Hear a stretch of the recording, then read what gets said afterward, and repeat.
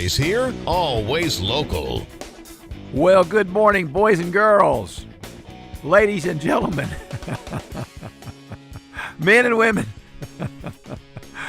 Oh, I think that covers everybody. All right. Well, today is the last day that you'll have me to kick around.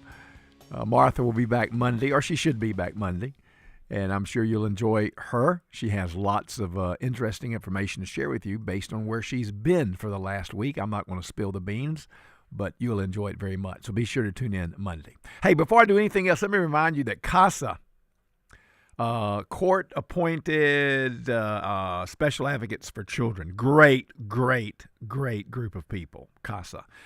They're having today from noon until 2. They're going to have their chili cook-off and their toy donation and their bake sale, et cetera, free photos with Santa.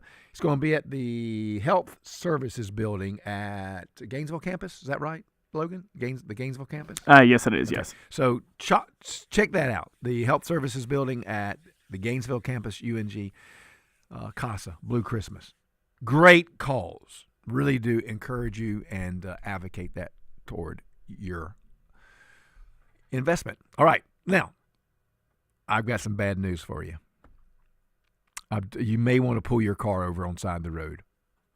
If you're walking your dog, hold firm to the leash.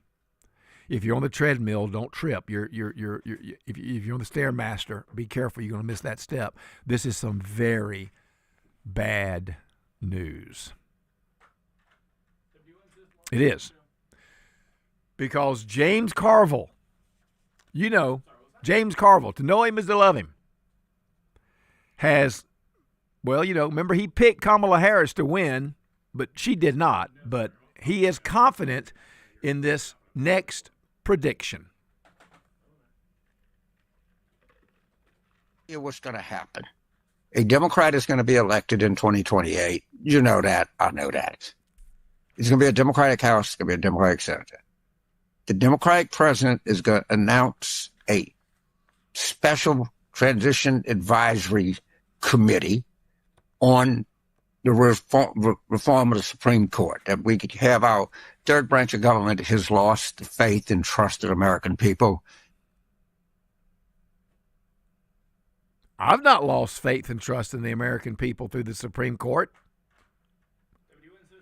Well, what do you think? Should we just fold up our chairs and go somewhere? Belize, maybe. Or, I don't know. It seems like a lot of people think Cuba is the place to go now.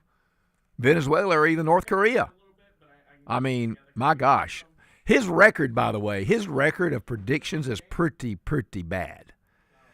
So I'm not closing up shop today based on James Carville. Not doing it. So, just want to share that with you. James Carville says it's a done deal. A Democrat will win the presidency, and the House and the Senate will both be in Democratic hands, and you can expect the Supreme Court to be packed. Well, this again is another reason why I'm saying, and I know what people say. Listen, other talk show peers think I'm not very wise, but I'm telling you, I am wise in this regard. The Republicans better get on the ball and put an end to this shutdown, even if they have to use the nuclear option. And they need to anyway, because that's the only way they're going to get items of the big, beautiful bill passed. If you think it's hard now, with the lack of Democratic involvement and support, wait until they start trying to pass specific legislative actions regarding to the big, beautiful bill. They're going to be opposed to that because it's going to make the economy work for everyone. And the last thing the Democrat Socialist Marxist Party needs is for the economy to be clicking as we move into the 26 elections. I'm just telling you, that's who they are. And J.D. Vance is correct. If we cannot be concerned about doing something that might propel the liberal, Democrat, Marxist, Socialist, Communist Party to do something. They're already going to do it. You've just heard James Carville. James Carville has just told you the game plan. win the presidency, win the House, win the Senate, and pack the Supreme Court.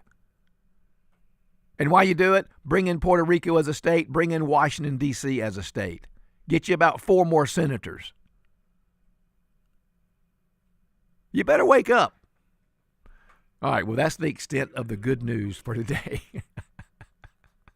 All right, children, if I ever needed you, I need you now. I mean, come on, y'all gather around the microphone. Come, get up here close to Uncle Tom here, and I want you to put all the vim and vigor you can as you share with us this pledge. I pledge allegiance to the flag of the United States of America and to the republic for which it stands, one nation, under God, indivisible, with liberty and justice for all. Thank you, children. Gee, I feel better now. All right. Before I go to Calvin, hold on for me. I'd love to hear from you. I want you to be reminded of what socialism is. That seems to be in the news today. And I'm going to talk to you today about why Madami, or as I refer to him, Madami, why he won. It's going to be different than you think. But let me just remind you what socialism is. Socialism is when you have 2 cows and you give 1 cow to your neighbor, which is unlike fascism. That's when you have 2 cows. You give all the milk to the government, and the government sells it, and you don't get any money. Unlike Nazism, you have 2 cows. The government shoots you and takes both cows. Unlike capitalism, you have 2 cows. You sell one and you buy a bull.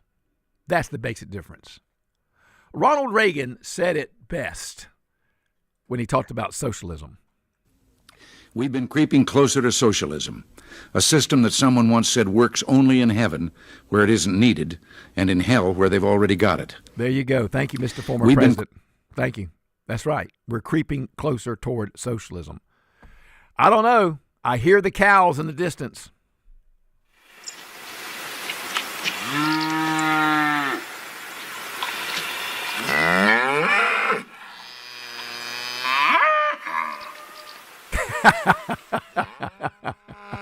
Logan, extraordinary producer, you got to admit that's funny. Gotta have a little bit of fun here on a Friday, Tom. You have to. We just had the joke off of the Mornings on Main Street show, so might as well continue it over here. Oh, Lord. Socialism, communism, fascism, Nazism, capitalism. You can explain it by just thinking about cows. All right, Calvin from Claremont. I have a lot of respect and admiration for you. Thank you for calling in today. Thank you, Tom. You know, Tom, I like the way you describe the modern day, and I emphasize modern era Democrats. Our grandfathers used to be Democrats. Different time, a different party.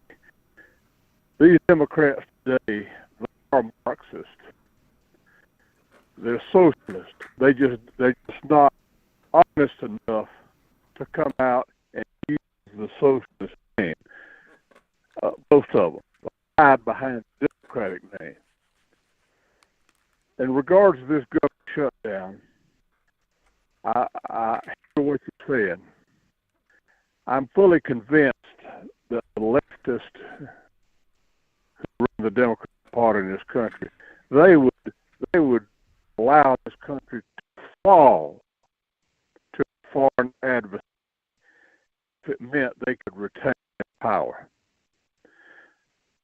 They're the most the low-downest group of people this country's ever spawned.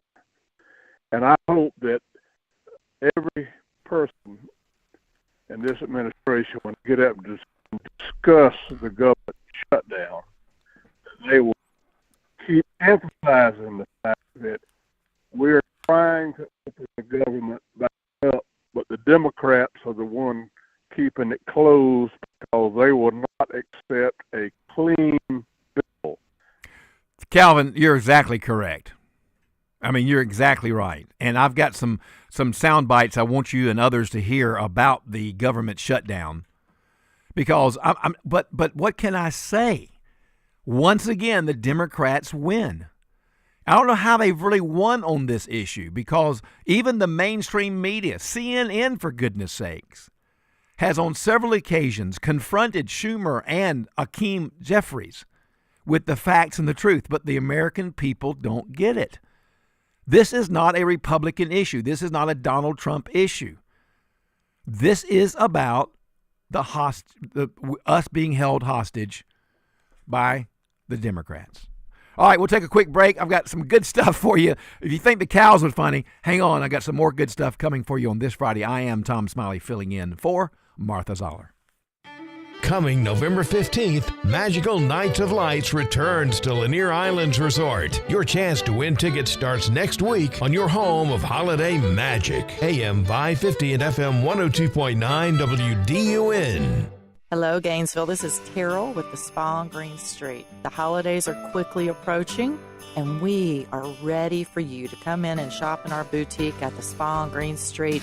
We've even put together some special baskets that you can just pick up and go. So don't forget about the Spa on Green Street for your holiday needs. Who in the world at this place and time doesn't need to melt the stress away? So come see us at the spa or order your gift cards online at spaongreenstreet.com. While technology has certainly changed the way people do business, it hasn't changed the way we treat our customers. It's Mike Cormier, and at Hardy Chevrolet, we are as committed to excellent customer service as the Hardys were when they started the business here in Gainesville over 4 decades ago. When it's time for a new or used vehicle, remember what Charles Hardy always said. We love you and we need you. Together, let's drive. At Hardy Chevrolet, Brownsbridge Road in Gainesville, online at hardychevrolet.com. You wouldn't want someone you couldn't trust working on your family's HVAC and plumbing, so why would you call anyone but Gainesville Mechanical? They're your local, most trusted and award-winning HVAC and plumbing company in North Georgia. From maintenance appointments and clogged drains to plumbing emergencies and new system installations, their team is ready to serve you. And with their customer assurance maintenance plan, you can receive discounts, priority scheduling, and 24/7 no overtime rates. Gainesville Mechanical and Bryant, doing whatever it takes since 1989.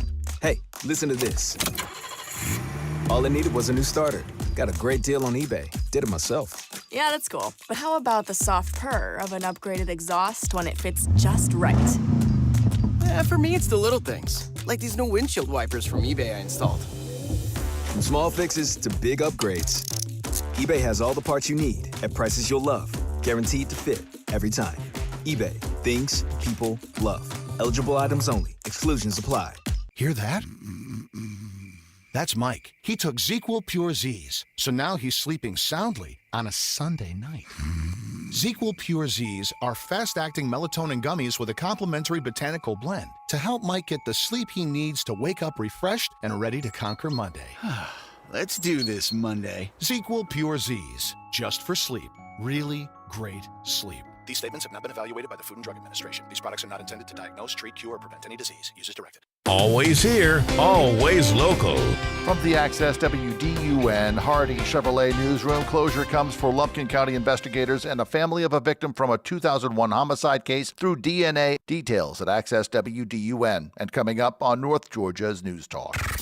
It's the Martha Zoller Show, presented by Gainesville Mechanical. From the Northeast Georgia Health System studio in downtown Gainesville on AM 550 and FM 102.9 WDUN.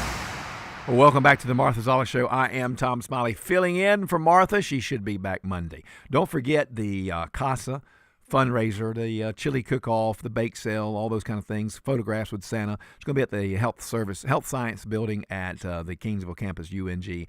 CASA is a worthy cause. You support them. Starts around 12 o'clock today.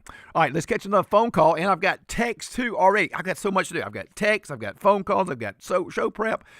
Boy, it's a busy day, but I'm glad to be here. Glad to be with you. Doug, welcome to the Martha Zoller Show.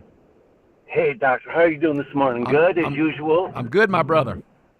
You have great energy. Anyway, hey, my comment is, well, 2 comments if we have time. I want to make a comment, and then I wanted to talk about something a little bit more personal, because you and I talked once, and I just wanted to give you one sentence about that. Okay. But to me, this whole shutdown, it's just a math problem, and I'm really tired, and I think the GOP has handled it poorly, so terribly. They're putting up the list. They're trying to make the Democrats look ridiculous when it really is just a math problem. All they have to say is, ladies and gentlemen of America, it'll take 60 votes to open up the government. We have 53. There are only 7 votes missing. Guess who's holding out the 7 votes? The Democrats. They are the ones that's holding it back. It's like Thanksgiving. We're all going to vote on something. Everybody wants a turkey. One person doesn't want the turkey. Well, guess what? It's just if they would just keep saying that, I think people could understand the math. I agree. Yeah, I agree. Good comment. Then the personal thing was, I'm the gentleman with the trans sexual child. Sure. And you and I met. I met in your offices, and I just wanted to know, and it's I gotta get this out. I said to Jesus, please take the anger out of my heart.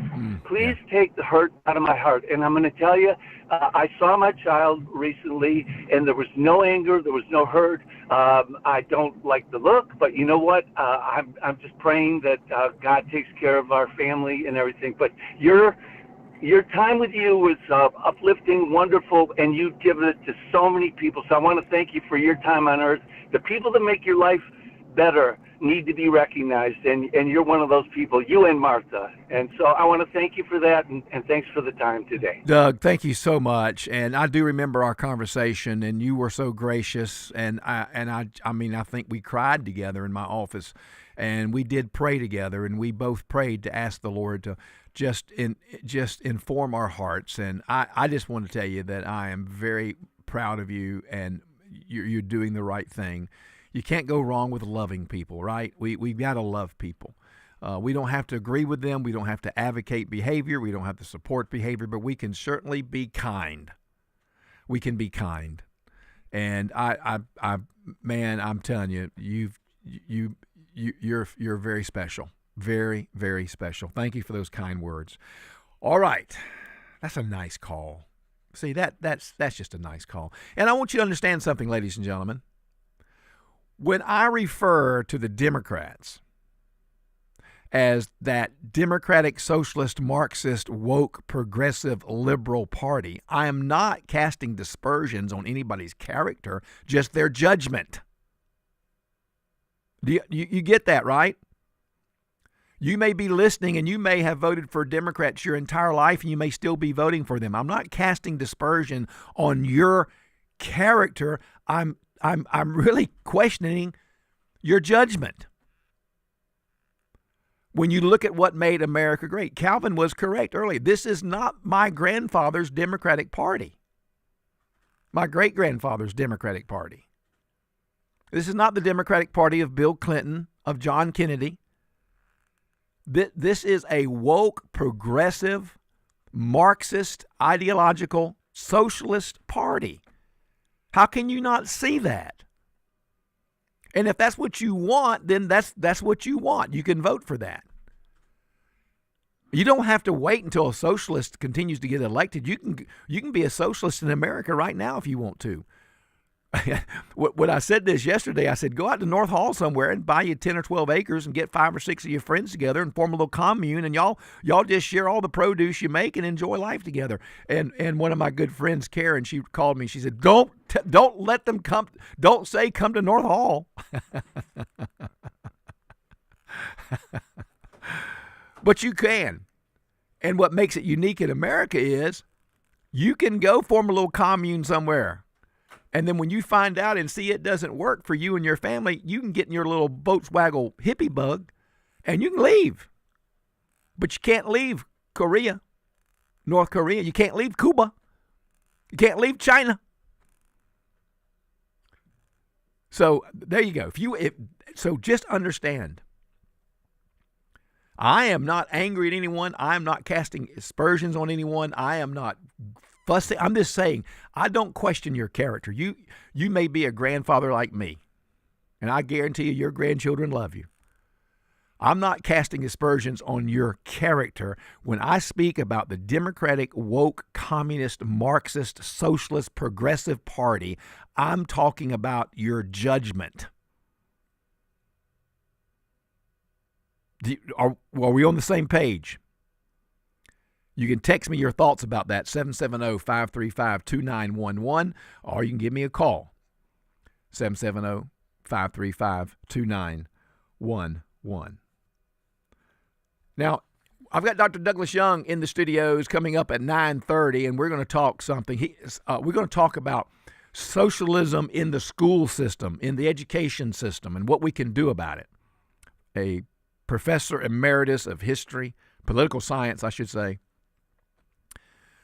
And he has great commentary. I had a friend the other day tell me after listening to Dr. Young, my friend said, if I need a brain transplant, I'll take his.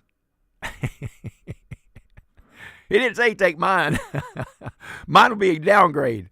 Dr. Young's will be an upgrade.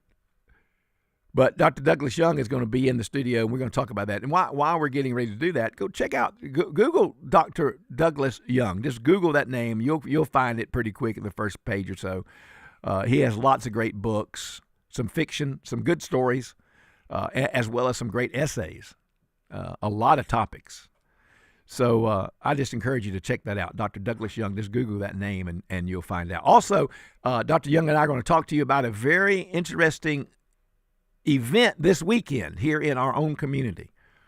It has to do with the General James Longstreet Society and their annual conclave or conference or whatever you want to call it. It's going to be a lot of fun. I'm speaking tonight at the keynote. Dr. Young and others will be speaking over the weekend. There's some great tours, just some great food. Go to the website, the Longstreet Society website. Check it out and register. Not too late to register. Maybe I'll see you tonight.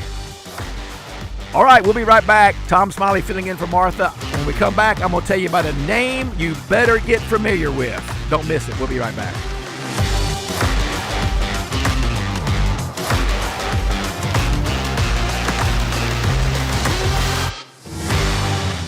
At M&R Rental and Equipment, we're not just about renting out top-notch tools and machinery.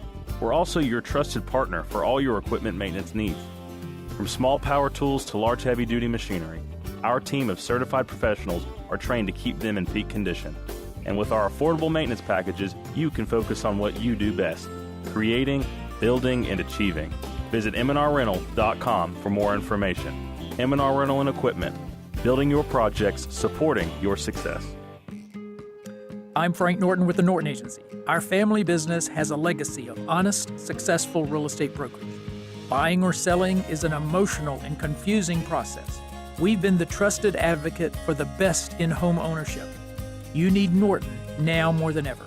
Call us at 770-532-0022 or look for us on the web at gonorton.com. Our family serving North Georgia for 4 generations.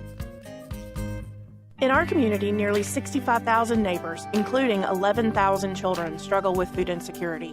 At the Georgia Mountain Food Bank, the people we serve are the forefront of all we do. Despite rising food prices and increased demand, we continue to make an impact across our 5-county service area. Last year, the Georgia Mountain Food Bank distributed more than 9 million meals, and we couldn't do it without you. Your kindness and generosity are making an impact to help feed individuals in our community. Learn more about how you can help at gmfb.org. Work up an appetite and help the Cops and Kids Christmas program. Be part of the Cops and Gobblers 5K and Fun Run. It starts in front of our studios in downtown Gainesville Thanksgiving morning. Register today at copsandgobbler's5k.com. Brought to you by Hasty Pope and North Georgia's News Talk. Happy Thanksgiving. WDUN Gainesville, WDUN FM Clarksville, Gainesville. Always here, always local. It's 9:30. Fox News, I'm Therese Crowley. It's the 4% solution at the top 40 U.S. airports, cutting the volume of flights 4% day by day to a 10% cutback, easing volume pressure on understaffed air traffic control towers during the government shutdown, day 38. The Airline Pilots Association president, Captain Jason Ambrosi, tells Fox. We call is on airline pilots to reopen the government. Let's not make aviation suffer because of a prolonged government shutdown. A 15th Senate vote today will test whether moderate Democrats agree to extend funding. A strong conservative Congresswoman, Elise Stefanik, running for New York governor to put a check on the socialist New York mayor-elect Zohar Mamdani. The spirit of the Empire State cannot be broken. All we need is a courageous leader, ready for the fight. Taking on Democrat Governor Kathy Hochul. America's listening to Fox News.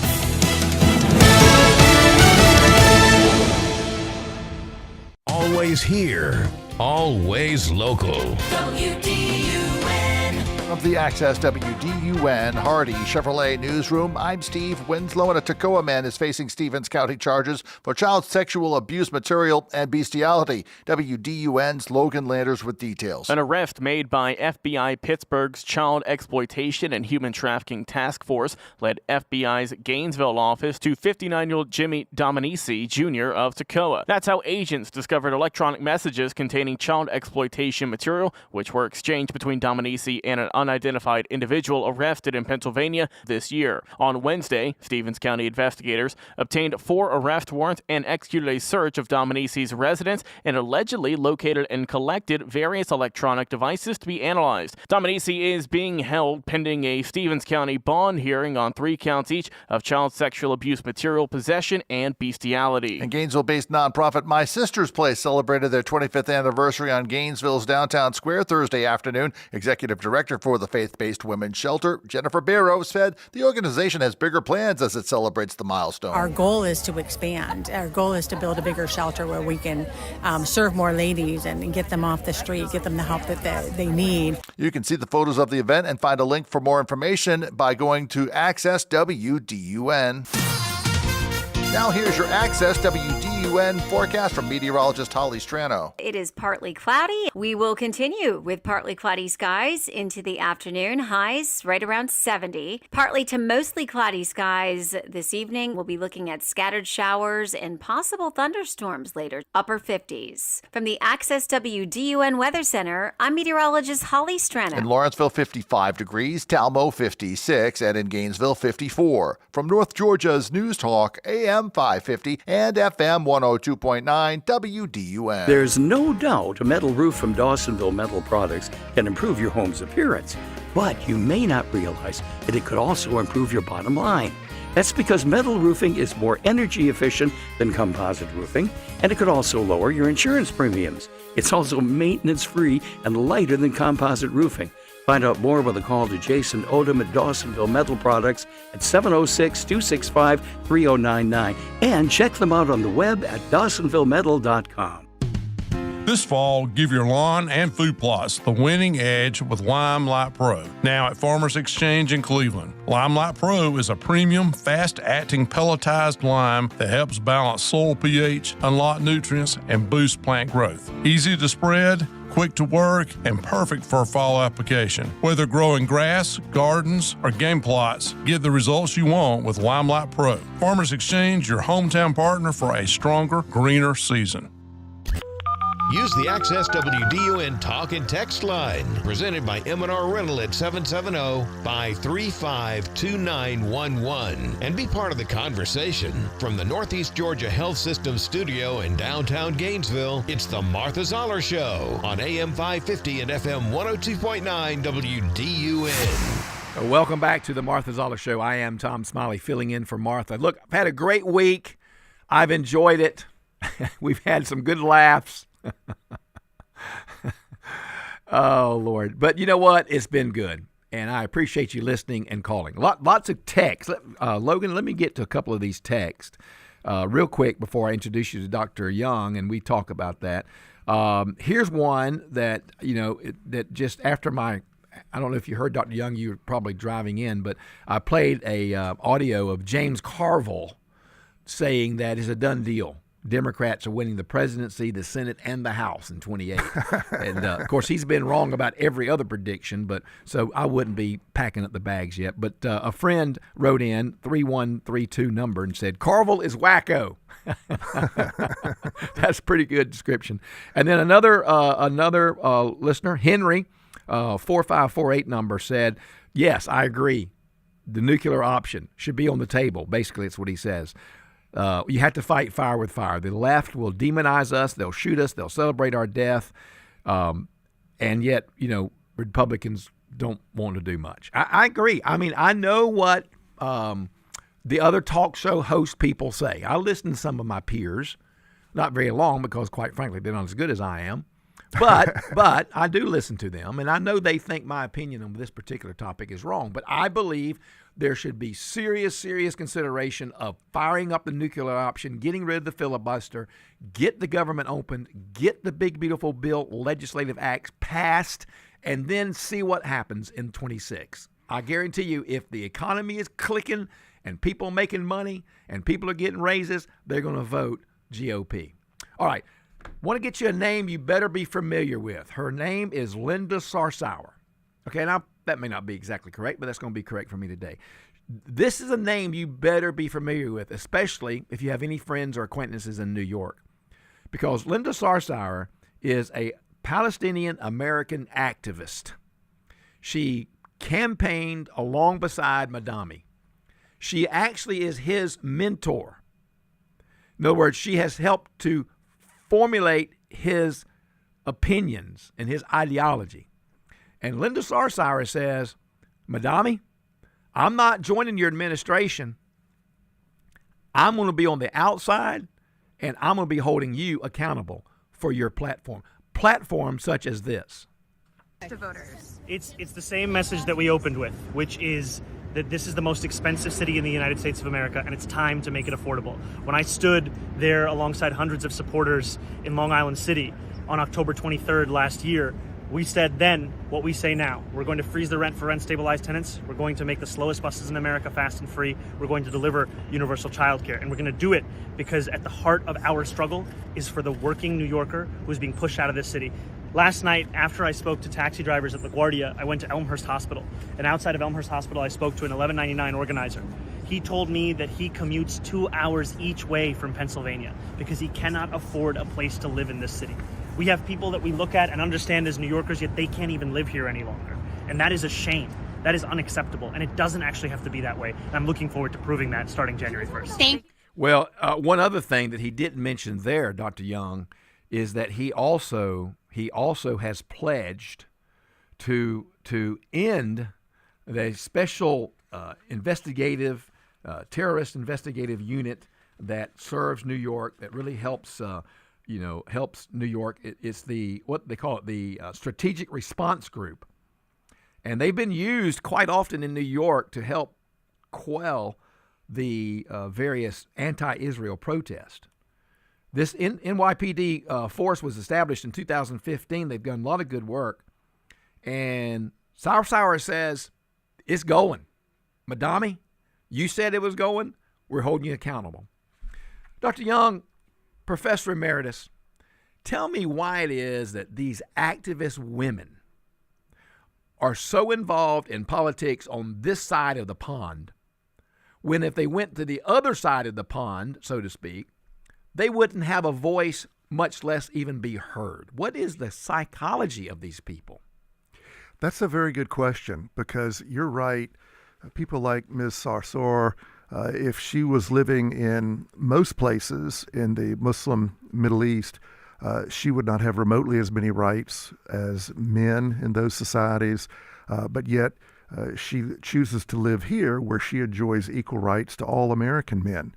And I would love to read a study or well-researched article looking into the psychology of people like her, or an even more dramatic example of what you're talking about, I think, would be Queers for Palestine. Now, let's think about that. Homosexuals, for merely being homosexual, are executed in Palestine, are thrown off buildings. Now, these homosexuals in this country who are marching for Palestine, and that means in effect for Hamas, my goodness, surely they know what would happen to them if they dared set foot in Palestine. So my guess is, and it's a guess, I don't claim to know, but I would speculate that radical leftist Islamists like Ms. Sarsour, They are so committed to a fundamentalist jihadi version of Islam that they see their political role first and foremost as doing all that they can to destroy the Judeo-Christian West. And even if that means that they have to be subservient to men, they're willing to do that. Now, it's interesting. They choose to live in the West so that they can enjoy all the luxuries, all the benefits, all the freedom and equality that men take for granted here. But ultimately, their allegiance is to their fundamentalist version of Islam and to political leftism. Well, I agree 100%. I think that analogy is spot on. And it's because they can take advantage of our freedoms that we have that they're afforded. Right.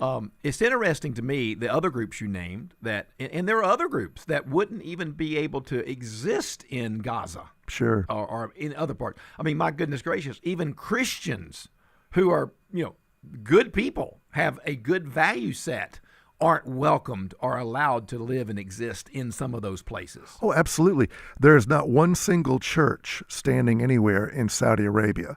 I'm not aware of any Christian churches or Jewish synagogues anywhere in Gaza.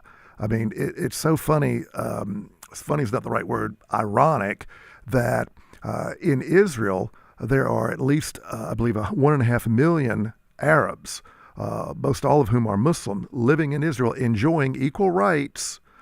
Members of the Knesset, the Israeli Knesset, right, to Jews in Israel. But yet, I'm not aware of a single Jew allowed to live anywhere in Gaza. It's just absolutely amazing. And I don't know where people's minds are. And you're right. It'd be great to have somebody do a study on what propels that kind of thinking. All right. Well, we're going to take a break because when we come back, Dr. Young has some very specific, thoughts and opinions about the recent election, New Jersey, New York, California, Proposition 50, all that kind of stuff. We're going to kind of wrap that up because it's kind of, it is what it is now. I mean, but we do need to give it some analysis, and I've got just the man to help me do that. So stay tuned. You're listening to the Martha Zoller Show. I am Tom Smiley. We'll be right back. Keeping you up to date with the latest news and weather. It's what we do every day. It's the news I trust. North Georgia's News Talk. AM 550 and FM 102.9 WDUN. Always here, always local. Have you ever been at your wit's end over your community? Hi, this is Whit Martin, pastor of Asbury Chapel. There are plenty of ups and downs in a community. But as God's people, we have a command in Jeremiah 29:7 that tells us to seek the peace and prosperity of the city, to pray to God for it, because if the city prospers, then the people will prosper. I want to encourage us today to truly look for ways to be a blessing to the community. The best way is to offer the truth of Jesus Christ to any and all, so that the change He brings can transform the place we live into a place that reflects the kingdom of God.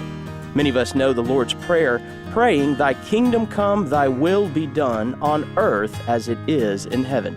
If our prayers and our efforts are aimed at God's kingdom making a difference here, what goodness and grace there can be for us all. And that is Wit's End. Asbury Chapel invites you to learn more by joining us for worship on Sundays at 10 a.m. Visit asburychapel.net for more information. Magical Nights of Lights is back at Lanier Islands Resort. This season, let your holiday spirit shine as you drive through 6 miles of twinkling lights, from marching toy soldiers to brand new surprises like tailgating Santa and pickleball elves. Turn the magic into memories with overnight packages for the ultimate Christmas experience, featuring breakfast with Santa and elf tuck-ins that bring the wonder of the season to life. The lights are glowing, the joy is calling. It's time to celebrate at Lanier Islands Resort. Visit LanierIslands.com for reservations. Aren't you glad that cooler weather and the fall planting season is here? This is Kelly, and Full Bloom Nursery is stocking up on beautiful mums and fall annuals. Plus, we're fully stocked with 4 acres of perennial shrubs and trees. Since 2003, Full Bloom Nursery has been helping customers all over North Georgia. To get started on your projects, give us a call at 678-616-3035. Visit FullBloomNursery.com for more info, and be sure to like us on Facebook to see what's growing. It's bad enough you get wet when your roof leaks, so don't get soaked when it comes to getting it repaired. This is Chris Earls at Georgia Select Roofing, where we have outstanding Google reviews and an A+ BBB rating, because we know roofing and customer service. If it's a new roof, a roof repair, or gutters and downspouts, estimates are free and we offer financing. See us online at georgiaselectroofing.com or call me at 678-316-6899. At Georgia Select Roofing, we have you covered. Always here, always local. From the Access WDUN Hardy Chevrolet Newsroom, a Tacoma man facing Stevens County charges for child sex abuse materials and bestiality following an FBI probe. Details at Access WDUN and coming up on North Georgia's News Talk. It's the Martha Zoller Show, presented by Gainesville Mechanical, from the Northeast Georgia Health System studio in downtown Gainesville on AM 550 and FM 102.9 WDUN. Well, ladies and gentlemen, welcome back to the Martha Zoller Show. I am Tom Smiley filling in, and I'm very happy to have in our studios Dr. Douglas Young. We're going to talk for just a moment now. Put your listening ears on, because we're going to talk and get some analysis to this election in New York, and not only the ramifications in New York, but generally across our country. And I'm looking at an article right now that was written by Lee Hartley Carter. And I don't know whether it's a he or she, I'm sorry. But anyway, it's a wonderful article. You can Google that if you'd like. And it talks about some of the reasons why Madami won as a socialist, and it may not be what you think. Now, I want to remind folks, a recent statistic says that 81%, Madami got 81% of the, quote, non-New Yorkers vote. In other words, the move-ins. He only got 31% of the, old blood New Yorkers. So that tells you something about who voted for Madami. But basically, what I think we have here is... What we've got here is failure to communicate. You know what? I ought to be ashamed, but that is so true. Play that one more time, extraordinary producer. We've got here is failure to communicate. So, Dr. Young, obviously Madami communicated well. Extraordinarily well. But the people didn't hear it well enough. Right. I think there are many reasons why Madami won, and handily, in New York City. First, like in California, so very many conservative New Yorkers have left the state. They're so sick of the high taxes, high levels of government regulation, all the political leftism that they have gotten out. So the pool of conservative voters in New York City has dropped dramatically. I don't think that the last two Republican mayors of New York City, Rudy Giuliani or Michael Bloomberg, although he later became an independent and then even a Democrat, I don't think either of those could be elected in the New York City mayoral elections today. They're simply considered too conservative. And at the same time that there's been quite an exodus of more conservative New Yorkers, there's been an enormous influx of immigrants. Remember, 40% of all New York City residents today are foreign born. And as you pointed out, they voted overwhelmingly for Madami.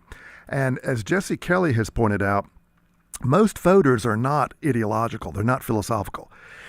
There are predominantly there are two types of voters: transactional, what are you going to do for me?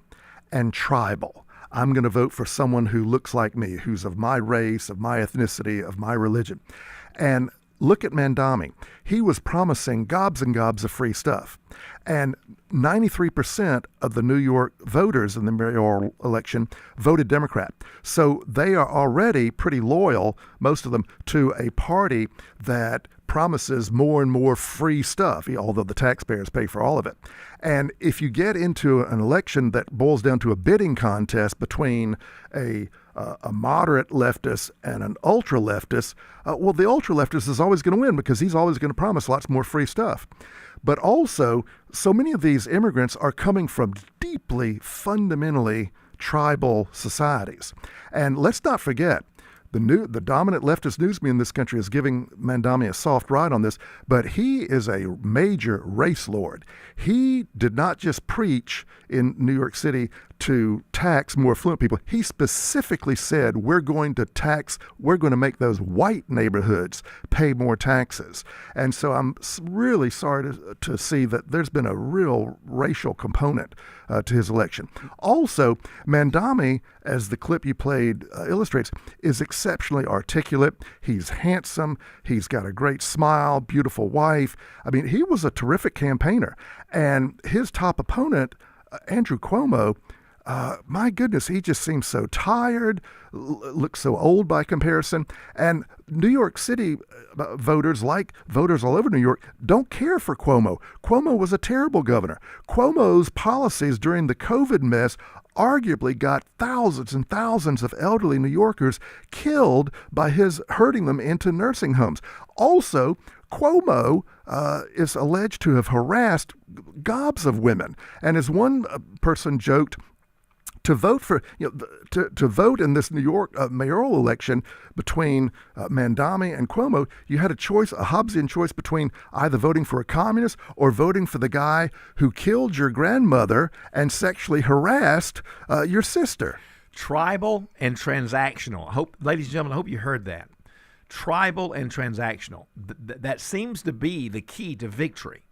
Now, how long has it been since you've been in the classroom? You retired a few years ago. I retired in December of 2020. Now, I still do a lot of guest lecturing. I guest lectured to a couple of global studies classes on the UNG Gainesville campus yesterday. So when you were in the classroom in your prime, and you were. I hope I'm still in my prime. You were like going and blowing. I mean, you were just killing it. You were waxing eloquent. Okay. Are the students, are they the same today as they were when you were in the classroom, or have they changed? Do you see this Mandami effect on people? Do you see that more prominent today than it was maybe 10 years ago when you were teaching? I think that the students today are as sweet as ever, are as polite and respectful and as attentive as ever. The vast, vast majority of students are not these radical leftist demonstrator types. But I noticed the last several years that I taught in the 20-teens and in 2020 that the students had become much, much more withdrawn, much quieter. For the first 20 years or so that I taught, from the late 80s to maybe about 2010, oh my goodness, when we were between classes, if you walked down the hallways of my building, it was just a cacophony of noise. Students were laughing and shouting and running. And whenever I would walk into a classroom, it was just full of noise. People were, having a good time talking. And I would invariably have to begin every class by knocking on the lectern and saying, okay, I know you're excited to learn about Napoleon, but let's settle down. And then it hit me one time, Tom, maybe about 2012, 2013, I was walking down the hallway between classes, and it was full of people, but there was no noise. No one was saying anything. And when I walked into my classroom, it was like I'd walked into a funeral parlor. And then I realized, oh my gosh, everybody is on his phone. Mm-hmm. And it's not just that they're absorbed in their phone, but they're not developing the social skills that your generation and my generation did. And also because of all this woke leftist cancel culture, students are afraid to speak up. Because they're afraid to upset people. And so I had to, the last several years I taught, I had to really put on more of a show and really convince them that, hey, I welcome all points of view. I had to argue so strenuously in favor of the right, in favor of the left, and the middle, and then really assure them, look, I'm going to love you just as much whether you're a conservative or liberal. You got nothing to fear. Because I'm sad to say that I know that there are instructors out there who will downgrade somebody for their political views. That happened to me when I was a student in graduate school. Do you think that the average American understands? When I say average, I'm talking about the guy out there working, the lady out there working. People are listening right now while they're working. I don't think they don't get the semantics of democratic socialism and classic and traditional socialism. I mean, I don't think people really understand what's at stake here. Our capitalistic society, our culture. Do you think they really understand what's at stake? I think that the ruling class in this country does not want the public schools to do a good job of educating young people. Certainly, the ruling class doesn't want to educate a generation of critical thinkers. I mean, ask yourself, why is it that, to my knowledge, most high schools in this country today still do not offer economics classes. I don't think the ruling class wants young people to realize that the leaders, the ruling class, have so mismanaged our taxes and our federal budget that we're running $1 trillion deficits, and we have a $37+ trillion federal or national debt. I mean, as we've talked before, golly, so many social studies teachers, history teachers in public schools today are PE coaches with a free period. Now, we would never dream of letting someone without an English degree teach English, or someone without a math degree teach math. But social studies, history, government, civics, that's considered the academic ghetto of secondary education in this country. We assume anybody can teach that. And so we have, I remember reading not too many years ago that most high school history teachers in this country, they did not even major in history in college. And so I think that there is a deliberate effort on the part of the educrats running our vast educational industrial complex to keep people as politically uninformed, as ignorant as possible. Well, it's very interesting, too, because we'll take a break here in a minute, ladies and gentlemen, but Dr. Young and I have had some conversations off air about how this socialism that you may think play my Ronald Reagan clip one more time, extraordinary producer. This is what Ronald Reagan said about socialism. About 10 seconds, really, is all it is. Logan's working on it. I just threw that on him real quick because that's how I operate, kind of on the fly. But listen to this. We've been creeping closer to socialism, a system that someone once said works only in heaven where it isn't needed, and in hell where they've already got it. There you go. That's brilliant. Now, Dr. Young, when we come back, I want you to talk about where this ultimately leads. Now, Madami got elected, did his victory speech, got on a private jet, and off to Puerto Rico he went to a very special, big-time, luxurious, 5-star resort. That kind of is typical of what happens with the people in power versus what happens to the people who aren't in power. So we'll come back and talk more about that. You're listening to Tom Smiley on The Martha Zoller Show. My special guest, Dr. Douglas Young. Google him. We'll be right back.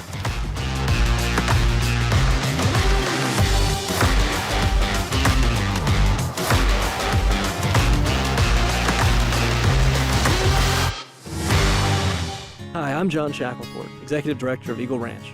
For families in the middle of a struggle, knowing what is needed and where to go for help can be hard.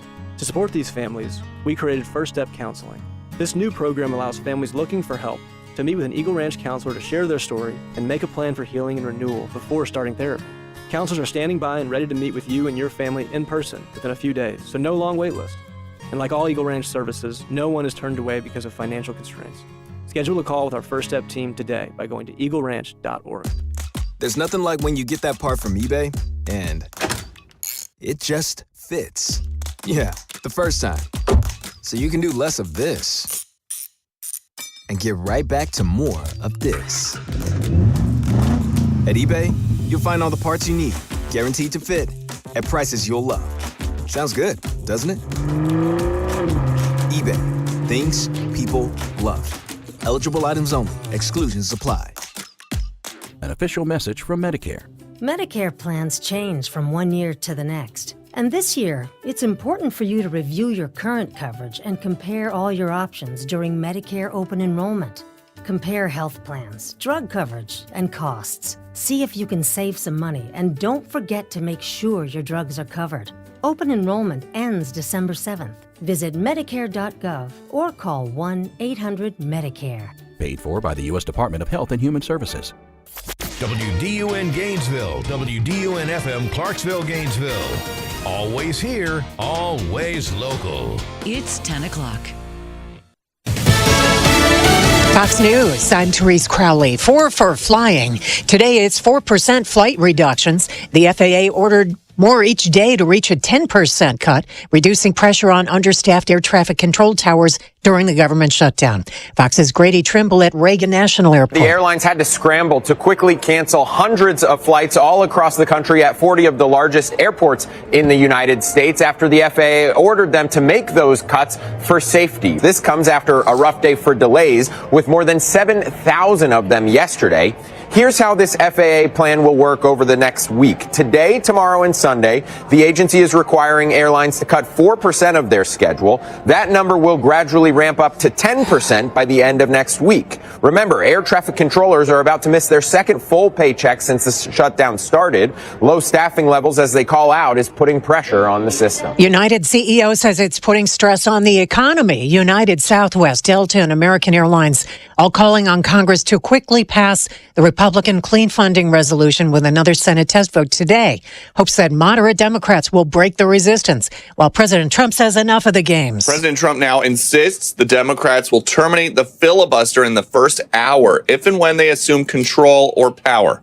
Republicans have what the Democrats want. We should do it now and have the greatest 3 years in history. We still don't know of any meaningful progress in these behind-the-scenes negotiations between Republicans and Democrats to reopen the government. On the contrary, there are various reports that Democrats privately think that it will benefit them the most to let things drag on a little bit longer, especially now that there are problems at the airports affecting so many more people. A federal judge ordering the Trump team to dig deeper into emergency reserves and fully fund SNAP food benefits. America's listening to Fox News. Always here, always local.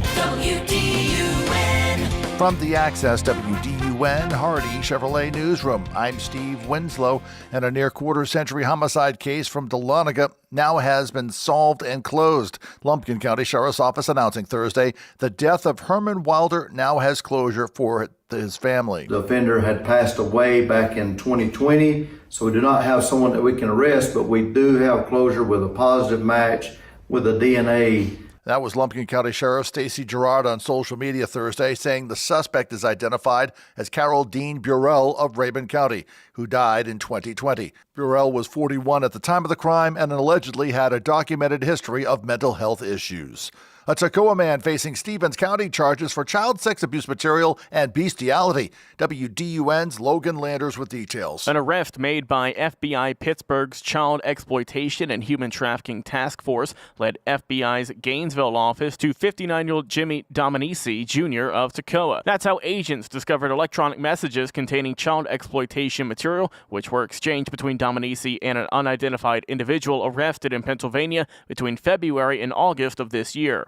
On Wednesday, Stevens County investigators executed a search of Dominici's residence and allegedly collected various electronic devices to be analyzed. Dominici is being held on 3 counts each of child sexual abuse material possession and bestiality. Authorities in Banks County are warning residents about cryptocurrency scams where fraudsters persuade victims to invest in fake opportunities. WDUN's Hamilton Keener with details. According to the Banks County Sheriff's Office, several residents have reported losing money after transferring funds to cryptocurrency wallets that later disappeared. Warning signs of these scams include promises of guaranteed or risk-free profits, pressure to act quickly or keep the investment secret, requests to send money in cryptocurrency or to unfamiliar wallets, and instructions to download apps to track investments or grant remote access to your device. And it's time for a Blue Christmas at the University of North Georgia's Health Sciences Building this afternoon. That's where UNG Public Safety Department is partnering with CASA of Hall and Dawson counties for their special holiday event starting at noon today. Santa will be there for free photos while CASA officials hold a bake sale, chili cook-off, and toy donation drop-off. The Blue Christmas celebration will be held in the Health Sciences Building until 2 o'clock. More news at Access WDUN.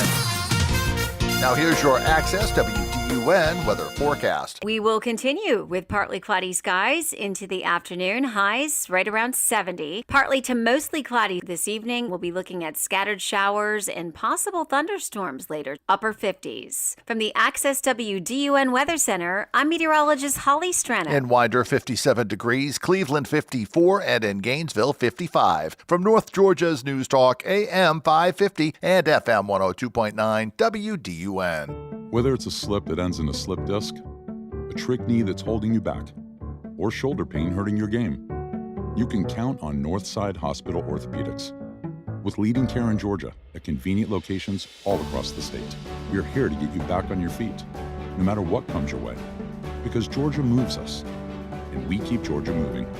Find a provider near you at northside.com/ortho. That's northside.com/ORTHO.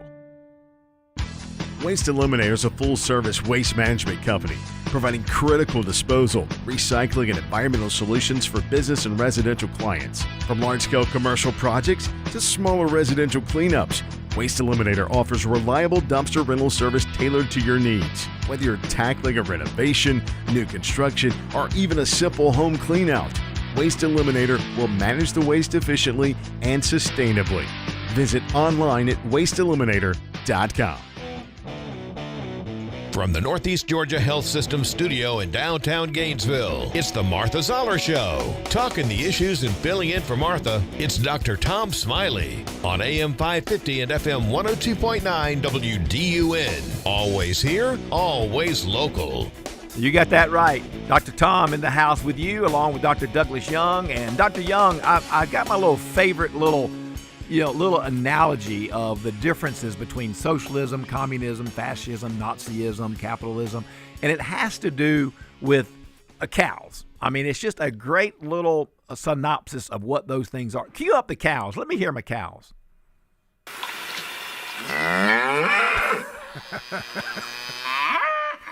So let me explain it to you. Socialism is if you have 2 cows, Dr. Young, you give 1 cow to your neighbor. Communism is you have 2 cows, you give both cows to the government, and they might let you have some milk. Fascism is when you have your 2 cows, you give all the milk to the government, and the government sells it and keeps the money. Nazism is you have 2 cows, and the government shoots you, takes both cows. And capitalism, that's when you have 2 cows, and you sell one, and you buy a bull. Now, that might sound simplistic, but that's how I understand it's true socialism. All right, let me ask you about this. Before I go into the danger of Hamas, I want you to hear that. But I want to talk for just one moment or two about the higher echelon of socialism, the ruling class of the socialism. Okay. I mean, here Madami, he's on his jet. He's at his 5-star luxurious resort right now. He's got his feet in the sand, and all the while the little worker bees are still in New York trying to pay rent. Sure. Give me a little synopsis about how over the years the ruling class of socialists do very well, but the little peons, they don't do so good. Absolutely. One of the little secrets of leftism, of communism and socialism is that typically the leaders of these ideologies that are supposed to stand for the working class and poor people, they almost always come from very bourgeois, upper middle, or even upper class families. Ooh, I like that, bourgeois. Write that down. Write that down, Logan. How'd you say that? Bourgeois. Yeah. Go ahead. And my goodness, if we look at, for example, François Mitterrand, he was the first socialist president of France. He was a millionaire. If we look at Fidel Castro in Cuba, he was the illegitimate son of a wealthy landowner, and Castro, when he was dictator, had, I've read, 17 homes. Mandami is from a very privileged background. I mean, on and on and on. Offhand, I can't think of a single significant communist or socialist leader who didn't come from a really privileged background, almost all of them. And Mandami, jet-setting down to San Juan, staying in a 5-star hotel right after his victory, that just it reminds me of the great quote from the wonderful writer George Orwell, who wrote Animal Farm in 1984. And in Animal Farm, Orwell writes that all animals are equal, but some animals are more equal than others. That's right. That's Indeed. right. And tell me about here's a telltale sign. Here's a very anecdotal sign of what happens with socialism, because the people, like, for instance, in Venezuela, they're looking a little feeble. They're looking a little frail. They're looking a little pale for a lack of nutrition. Right. But the old Maduro, what's his name?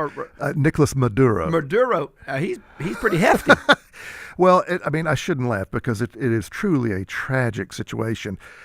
Since the leftists took over Venezuela, in the 1990s, my goodness, that country, Venezuela, went from being just about the wealthiest nation in Latin America to almost the poorest. I think Haiti may be the only nation where the people have a lower per capita income.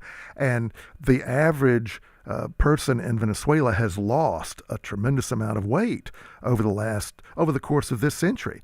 But yet, as they have reduced to eating their own pets, to becoming vegetarians and not by choice, Nicolas Maduro, who has been in charge for several years now, I mean, he has gotten fatter and fatter. Yeah. I mean, so these socialists, democratic socialists and communist leaders, they never have to suffer the consequences of their leftist policies. And what is the mindset of that? I mean, you look at North Korea, and right. you see the little rocket man walking around there. Right. And, I mean, he's around all those generals, all those soldiers. Right. You would think, Dr. Young, given our history of Americanism, where we had men and women of the frontier who just wouldn't put up with stuff. Right. I mean, they'd get their little musket out and they take care of business. Right. Why doesn't somebody just say enough of that? You're killing my children. You're raping my daughters. You're not you're not God like you say you are. And why doesn't somebody just shoot those guys? I mean, what is the mental capacity of that? Typically, dictators will reward generals who are loyal to them with all kinds of favors. Hitler, for example, would provide estates, luxurious estates, to generals in the German Wehrmacht, in the German army. So you're saying you'd have to be a person of principle to want to overthrow that it would take a lot. I mean, you don't advance very high in a dictatorship unless you can prove that you're absolutely loyal to the dictator. I mean, Saddam Hussein, for example, he required a number of his loyal partisans to prove their loyalty by personally executing other people in the government whose loyalty to him he questioned. Wow. I mean, everybody's hands get dirty. And, for example, I know someone has told me, having grown up in communist China under Mao Zedong during the Cultural Revolution from 1966 to 76, and she was a young school child during the Cultural Revolution. And she talked about how during that time, the Red Guards, radical, fanatical devotees to Chairman Mao, they were in high school and in college. They would literally bring, quote, capitalist roaders to the schoolyard, and all the school children would be taken out of the classroom, and they would be forced to go into the schoolyard and watch these Red Guards beat these poor people. And the little children were forced to shout Maoist slogans. And the person who told me this was, of course, terrified. Yeah. But what can you do? Because if you don't go along with it, you will be punished. And not just you, but your whole family. This same person told me about the time that during the same period, during the Cultural Revolution, there was an old crippled lady in her neighborhood. And she was ostracized by everybody because her late husband had been a landlord. And in communist ideology, if you're a landlord, you're a capitalist bourgeois exploiter of poor renters. Well, this poor little old lady, no one would get her water from the neighborhood well. So she had to crawl on her hands and knees to the well to try to get a cup of water. And little boys when she would get the water, they would spit in her water, and they would kick her the whole way. And my friend, who was a child at the time, was terrified of this. But my friend lived alone with her grandmother, who had bound feet. And my friend knew if she dared lift one finger to help that old lady, what was going to happen to her and her grandmother. Yeah. And so this is one of the worst aspects of communist and Nazi and any kind of totalitarian regime. Everybody's hands get messy because you have to survive. If you stand up, your whole family might go to a concentration camp. Ronald Reagan said it best about socialism. Indeed, he said socialism isn't needed in heaven, but it already exists in hell. That's right. And that's a great quote. All right, we're going to take a quick break. I've got a couple of audios I want you to listen to.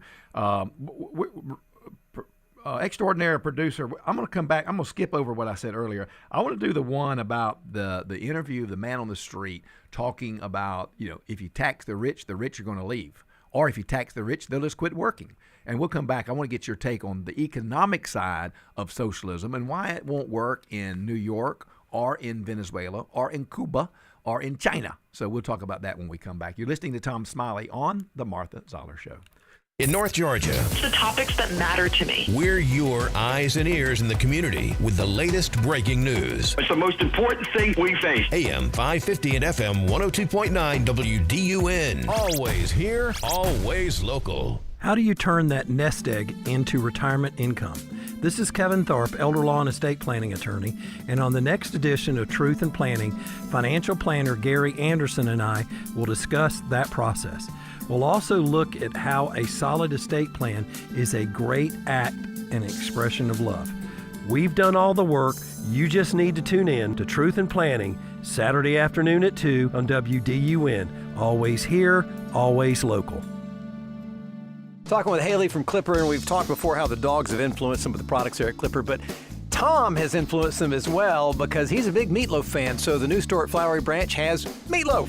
Yes, we have our Flyby Cafe home cooking at the new store. We serve meatloaf, fried chicken, and we're even doing fried fish on Friday. It's a meat and three concept. If it's good enough for Tom, it's good enough for everybody, right? Right. It's gonna be good. You're making me hungry already. Exit 14 off I-985. Check it out. Clipper never flies solo. For over 70 years, Howard Brothers has been helping Georgia get the job done right. From outdoor power equipment and hardware to service and repairs, they've got the brands you trust and the people who know their stuff. Whether you're a homeowner, a pro, or just someone who loves a good project, Howard Brothers is your local partner for quality, honesty, and experience.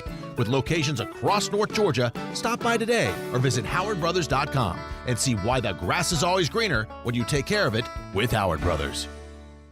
Some car dealers want to sell you a car. At Hardy Chevrolet, we'd rather help you find the vehicle that's right for you. This is Mike Cormier. We call it the Hardy Chevrolet difference. Since you're the one who will be in the driver's seat of that new Chevy, we think you should be in the driver's seat when it comes to making the selection. It's like Charles Hardy always said. We love you and we need you. Together, let's drive. At Hardy Chevrolet, Browns Bridge Road in Gainesville, online at hardychevrolet.com. Todd Starnes here for the folks at Extreme Clean Auto Spa, where keeping your car clean is easy and affordable. Extreme Clean keeps your car looking great with the touch-free car wash at their Browns Bridge Road location. Plus, they make it affordable with monthly memberships for less than the price of 2 washes. And it's good for 1 wash per day. Now, that's what I call a great value. So keep your car clean without cleaning out your wallet. Visit Extreme Clean on Browns Bridge Road and just off White Sulphur Road in Gainesville. Veteran owned and operated. It's Extreme Clean Auto Spa. Always here, always local. From the Access WDUN Hardy Chevrolet Newsroom, Hall County Government and City of Gainesville partnering with Georgia Mountain Food Bank to host a community food drive until late November. Details at Access WDUN and coming up on North Georgia's News Talk. Use the Access WDUN Talk and Text line, presented by M&R Rental at 770-535-2911, and be part of the conversation. From the Northeast Georgia Health System studio in downtown Gainesville, it's the Martha Zoller Show on AM 550 and FM 102.9 WDUN. Well, welcome back to the Martha Zoller Show. I am Tom Smiley, filling in for Martha, and I just want to take a minute to welcome Dr. Douglas Young to our studios. He's been a great friend, a great asset, and I hope you enjoy his conversation and his commentary. You can Google him, Dr. Douglas Young, Professor Emeritus. You'll find him very easy to find, and he's got several good books, great books. You'll enjoy him. I've read several of them. But before we talk about this next take, let me just let you give us one quick shameless promotion about tonight's big to-do. Oh, well, first of all, thank you so much for having me here. It is always a joy to be with you, Tom. You are the most upbeat, exuberant minister of the gospel I've ever been blessed to know, and I really appreciate you, and you're always so kind and so generous. The Longstreet Society is so thrilled to announce that this weekend we have our annual Longstreet Seminar, in which we have guest speakers. We tour important sites associated with the great General James Longstreet. I think he's the most illustrious citizen in the history of Gainesville. He wasn't just this phenomenal Confederate general in the war between the states, but he was a great officer, hero of the Mexican-American War. And after the war between the states, he was the by far the most prominent former Confederate who came out publicly strongly in favor of full civil rights for all the former slaves, including even equal voting rights for all black men. He went way beyond even Lincoln on that score. Well, this year, for the first time in 5 years, we're having our annual Longstreet Seminar here in Gainesville. And it begins tonight at the old renovated City Hall at the end of Roosevelt Square. And at 6 p.m., none other than the Reverend Dr. Tom Smiley. To know him is to love him. Yes, is going to be our first speaker, and you're going to be talking with us about the spiritual journey or the religious evolution of General Longstreet. Right. And he was a deeply devout Christian gentleman. That's right. And oh my goodness, on Saturday we're going to have a big bus tour of all the local Longstreet sites, including we're going to get to have a guided tour of his last home, where he and his second wife, Helen Dortch Longstreet, boy, she was an amazing lady in her own right. We're going to get a guided tour of that home, which is the Wellness Center on Green Street, right across from the big First Baptist Church. We've got a keynote speaker Saturday evening at the beautifully, completely renovated James Longstreet Museum at the Piedmont Hotel at 827 Maple Street, just a few blocks from the downtown square. Our keynote speaker is Russell Crowe. He is a retired U.S. Navy officer. He landed planes on aircraft carriers, and he's going to talk about the general's military prowess. Former Longstreet Society President Richard Pilcher is going to be our tour guide as we take a bus tour of all the Gainesville sites associated with the general. Mr. Pilcher is also going to tell us about the history of all the colorful guests who stayed at the Piedmont.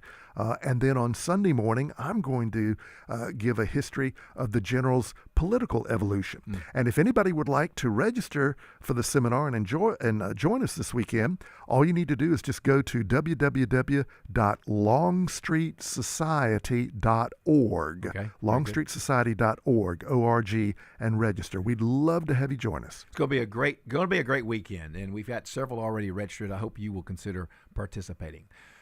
All right. Well, we're talking about socialism, some lingering effects of the election there in New York, and how it might affect us, generally speaking. But here is a take about. There's a conversation, if you can call it that, between a wealthy man and some radical lunatic woman. She happens to be a woman. She could be a radical lunatic male too. But anyway, it happens to be a woman. Just can't quite understand why taxing the rich, once they get to a certain threshold, isn't a good idea. I mean, just listen to this conversation. I should pay 70% of my income above $2 million in tax. $2 million a year? Yes. Do you I think your next dollar should be taxed at 70%. Okay, so if that's the deal, you know what I would do? Once my income got to $2 million, I would stop working for the year. I would furlough my employees and say, you know what? I've made my limit. I'm not going to work for 30 cents on the dollar. I'm playing golf. I'm going fishing. I'll see you next February. How about that? How come that didn't apply in the 1970s and 1960s? Because nobody paid those taxes back then. You know how many? I would much rather. The economy was booming when the effective tax. Because no one paid those high taxes. Not correlation with the national debt and the lowering of the effective tax rate on the wealthiest people in this country. You're not fooling anybody. That she's ridiculous in her analysis. She doesn't know what she's talking about. There was a booming economy, and the tax rates were lower. More money was coming into the government, and that's why we had our boom. Dr. Young, this particular entrepreneur is correct. If you're going to tax a person, once they get to a $2 million threshold, $3 million threshold, whatever the threshold is, 75%, who's going to continue their business and their work at that level? They'll just shut down the company, furlough the employees, and say, I'll see you next year. Exactly. When the United Kingdom had confiscatory tax rates of about 90% for affluent people, the most successful people economically in the UK, in the 1960s and 70s, there was a massive drain of talent, of entrepreneurs. They left the UK. They were tax exiles. The Rolling Stones made my favorite album of theirs, 1972's Exiles on Main Street, in France. They moved to France for tax purposes. They were tax exiles. John Lennon, the Beatle, came to the United States to live for the rest of his life, starting in 1971. He was a tax exile. And my goodness, when France, under a socialist president, several years back, instituted a big millionaires tax, there was a tremendous drain of successful Frenchmen to London. In fact, one neighborhood in London became so heavily full of French that the dominant language in that neighborhood, in that community, was French, was Francais. So the fact is, people, if they lose at the ballot box, if they are sufficiently punished by the rulers, they will vote with their feet and they will leave. And I'm afraid this is what's going to happen to New York City. And it's already been happening to New York State for many years now, and California. Middle-class people and upper-class people are leaving in droves. California, under the weight of the highest taxes in the nation, California, for the first time in recorded history this decade, has seen a big net exodus of people. Way more people are leaving California than are moving in. And that's so alien to me. I'm 63. Man, growing up in the 60s and 70s, California was literally the Golden State. I mean, they had an NBA team called the Golden State Warriors. And everybody wanted to go there. It was the land of freedom, the land of opportunity and prosperity. But now, with the record high taxes and high levels of government regulation, successful people are leaving. And so disproportionately, the only people left in California in so many communities are the very poor and the very wealthy who can afford to stay because they're living off stock income. They're not paying, salaried income taxes. So about 30 seconds left in this segment. Is New York going to experience a doom and gloom, you think? I mean, is it really going to happen that New York is going to really struggle hard? I do, because I think that's already real estate prices in Connecticut have gone way, way up this fall because affluent people in New York City are looking to move to Connecticut. Also, I think you'll see a real economic boon for Florida because so many more affluent people in New York, especially New York City, are going to be moving to Florida. I also think that the fact that New York City's city council members are so radical, are so leftist, they are going to implement Zoran Mandami's agenda. And I think Greg Gutfeld, the political comic, is right that what's going to happen inevitably in New York City is there's going to be an incident in which the police may shoot somebody, and even if he was guilty, if he comes from a community that supported Mandami, he's going to support the thug. And there's going to be more rioting. We'll be right back. You're listening to Tom Smiley on the Martha Zoller Show. Stay tuned. Don't go away. A good conversation coming your way next.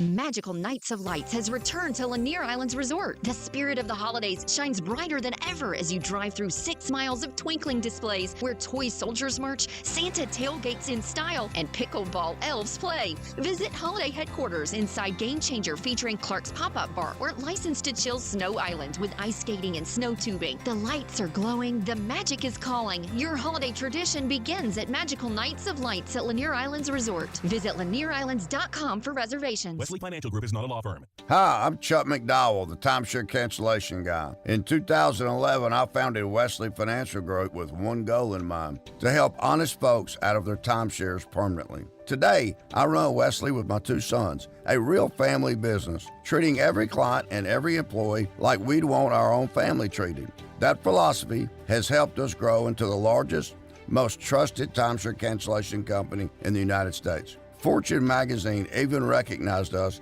as one of the best places to work. Why? Because we genuinely care. In fact, some of our former clients were so moved by their experience working with us, they joined our team so they could help others to timeshare freedom. If you're stuck in a timeshare, give us a call. Let our family help your family. Call Wesley now for your free timeshare exit kit. 800-895-1414. That's 800-895-1414. 800-895-1414. Kick off your holiday shopping and get great gardening advice at the same time. Join Homegrown for Marketplace at Lanier Tech's Ramsey Center. It's great gifts for under the tree and advice for keeping it green through the season. This Saturday from 10 till noon on your home of Homegrown. It's beginning to look a lot like Christmas. WDUN Gainesville, WDUN FM Clarksville, Gainesville. Always here, always local. It's 10:30.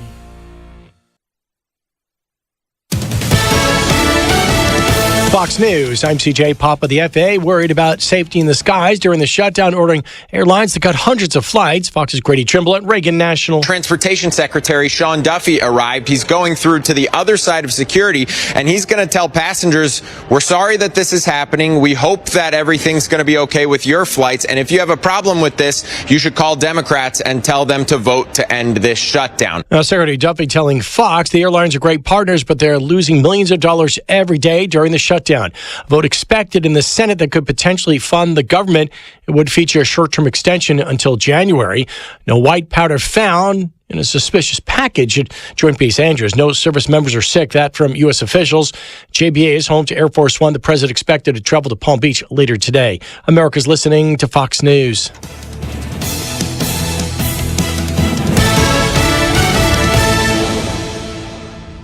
Always here, always local. From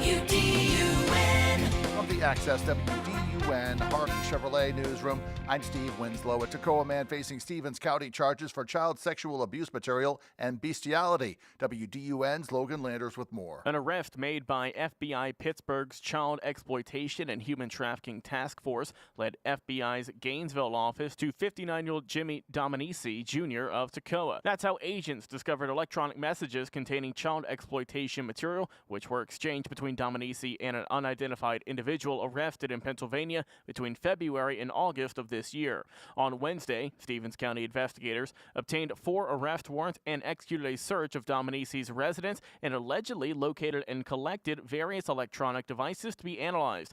And thousands of people are going to be eating food for Thanksgiving this year thanks to the generosity through Gwinnett County Sheriff's Office. Thursday marked the 5th Thanksgiving food giveaway, which typically feeds up to 4,000 families. Around 300 volunteers helped to give out the food at the Gwinnett County Fairgrounds. And Gainesville-based nonprofit My Sister's Place celebrated its 25th anniversary in the downtown square Thursday afternoon. Executive Director for the Faith-Based Women's Shelter, Jennifer Barrow, says the organization has bigger plans as it celebrates the milestone. The goal is to build a bigger shelter where we can serve more ladies and get them off the street, get them the help that they need. You can see photos of the event and more details online at Access WDUN. Now here's your Access WDUN forecast. Partly cloudy skies into the afternoon. Highs right around 70. Partly to mostly cloudy skies this evening. We'll be looking at scattered showers and possible thunderstorms later. Upper 50s. From the Access WDUN Weather Center, I'm meteorologist Holly Strano. In Talmo, 58 degrees, Commerce 57, and in Gainesville 56. From North Georgia's News Talk AM 550 and FM 102.9 WDUN. Fall is a busy time of year, but don't let the fun of football and fall festivals keep you from taking care of your health insurance. This is Chelsea Hogan. At the CHI agency, Laura Chastain and I are ready to help you navigate individual health insurance enrollment. It's underway now through December 15th. Make your appointment with us today to make sure you get the policy right for you. To find out more and set up your appointment, visit thechiagency.com or come see us behind Burger King in Cleveland or in the Rubicon building in Gainesville. There's nothing quite like a local neighbor. That's why AARP is local, right here in Midtown Atlanta, to offer you free events and enriching experiences that help you with finances, family, and fun. We're in the community, connecting you to what matters most right when you need it. Visit our website at aarp.org/GA or visit us on social media at AARP Georgia to find out more information on how we're helping your money, health, and happiness live as long as you do.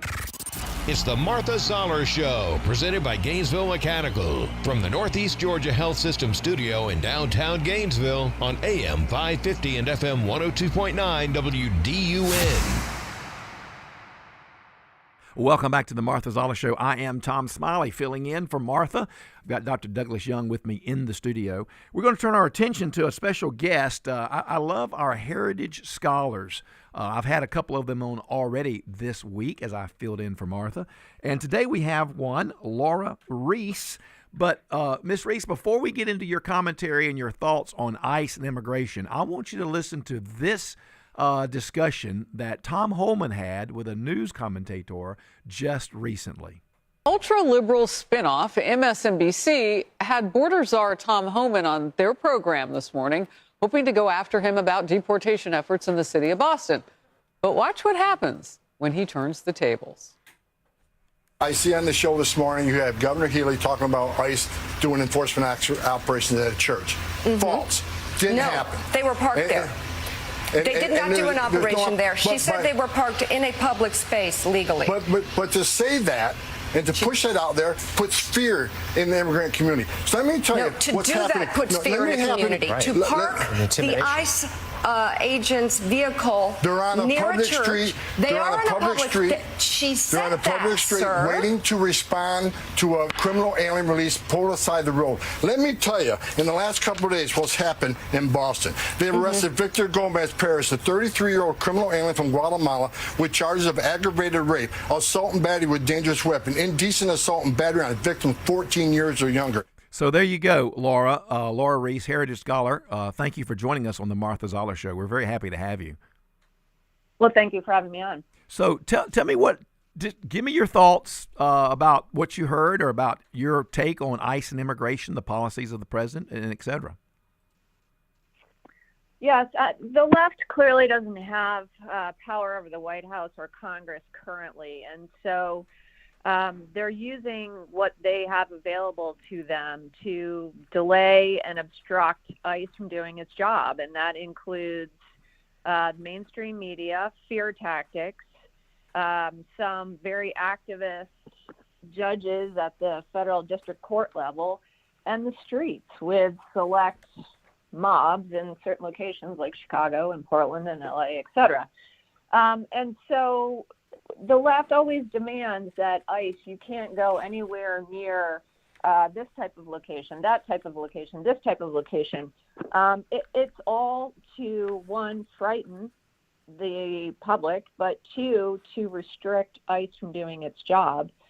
ICE has a big mess to clean up from the Biden administration when millions of people were allowed in without vetting. There are a lot of criminals now among our communities, and that's who ICE is focusing on right now. So what's the answer, Laura? What's the answer to we're losing the public public relations campaign? I mean, even our own community, which is very Republican, very Republican 9, as they say. They all are in favor of the worst of the worst, but even those who broke the law, they need to have a penalty too. But sometimes people resist that. I agree. For decades, we looked the other way from the so-called small immigration violations, whether someone snuck across the border, worked without authorization, overstayed a visa, or used document or identity fraud to work and to stay here longer. And the result of looking away from those so-called small immigration violations resulted in anywhere from 11 million to 20 million illegal aliens in the country before the Joe Biden administration. He then doubled that population. So we can't keep looking away at these violations anymore. It's kind of like broken window policing. If you ignore the small crimes, then they grow into bigger crimes. But if you go after the small crimes and prevent the small crimes, then you don't get the bigger crimes. That you can analogize that to immigration, and that's what needs to happen. If you don't apply consequences for violating the law, then they continue to violate the law and grow more emboldened and entitled. And so it's not a mitigating factor to live here illegally 30 years versus 3 months. That is an aggravating factor because you are continuing to violate our law.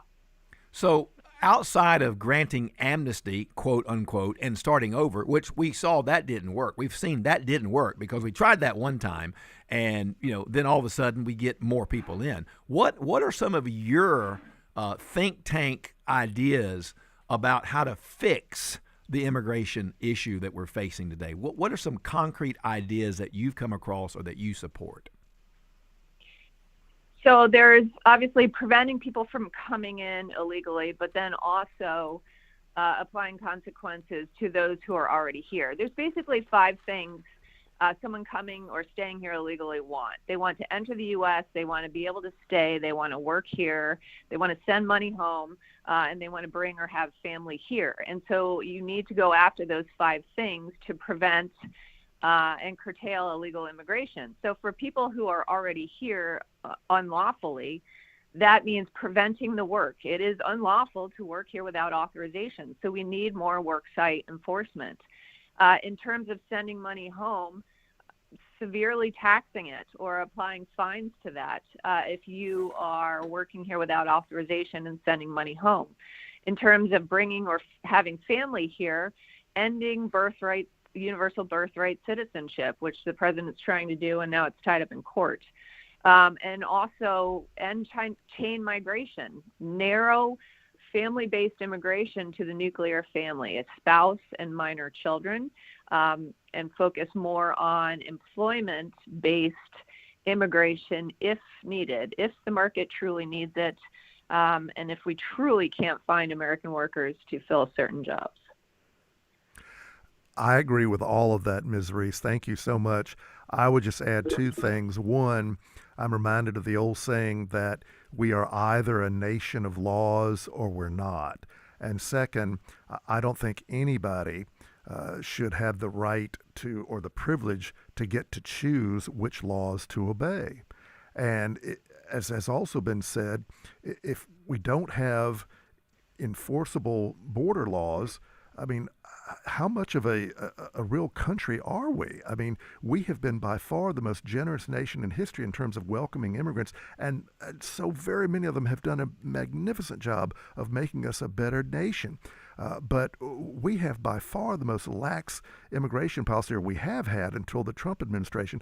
We've had the most lax immigration policies of any nation on earth, to my knowledge. Is that a fair statement? Yes, I agree with you, and it's not a good combination. When you're the most generous and welcome the most people, look the other way when people also come illegally and then not apply consequences.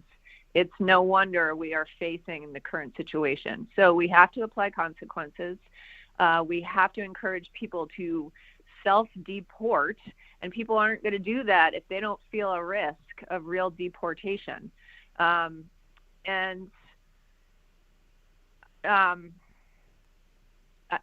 sorry. Go ahead. I was going to say we're talking to Laura Reese, one of our Heritage Scholars. We really love having our Heritage Scholars on the air. Go to the Heritage Foundation website, even right now if you can. Check it out. Ms. Reese, I wanted to ask you a question. Did you by chance hear any of J.D. Vance's comments at the Charlie Kirk rally that was held recently at one of the universities about the immigration question? I mean, I heard some of them, and I agree with him. Yeah, but go ahead. He got into a discussion with a young student, a lady student, about the number of immigrants that we should or can allow in, and he was pretty forthright in saying we can't accept these large numbers. There has to be a limit. What's your opinion about the number of immigrants that we allow in or should allow in? Yes, I agree with him. There's no magic number. That's kind of arbitrary. I mean, what I say is we need to get to a lawful, orderly, and manageable immigration system each year. Lawful means people need to come here legally, not illegally, or violate other laws once here. Manageable is how many people are coming in. Can CBP, Customs and Border Protection, and ICE manage it?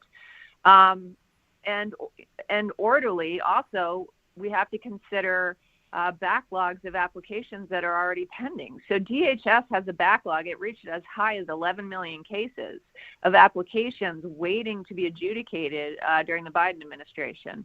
That's on top of over 3 million cases that were pending in the immigration court system at DOJ. So that is not manageable.